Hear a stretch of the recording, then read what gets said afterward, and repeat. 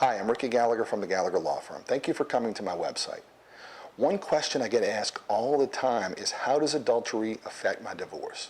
And I get it from both sides. Sometimes a spouse will call me up and they'll say, I think my husband or my wife is cheating. What does that mean for the divorce? Or sometimes I get the phone call, my wife or my husband caught me cheating. How does that affect the divorce? Well, the answer is it doesn't affect as many issues in the divorce as we think. I have a lot of clients that come in and they say, well, I want to get the kids because my husband or my wife cheated. It doesn't really work that way.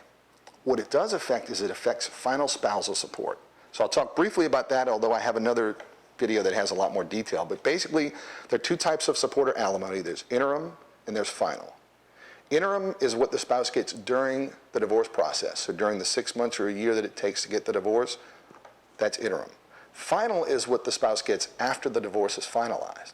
And it doesn't have a time period. It could be 6 months, 10 months, a year, 20 years. Adultery does affect final spousal support. For a spouse to get final spousal support, the traditional type of alimony we think of, they have to be free from fault. Adultery is the most common form of fault. So if you can prove adultery in your spouse, you can defeat a claim for alimony or final spousal support. So what I would recommend is, if you think that you're in a circumstance where your spouse is cheating, try to get some evidence. Try to figure out a way to get some evidence so that you can prove it later on down the road. Understanding that early on in the process it won't be that helpful, but that later on it might be.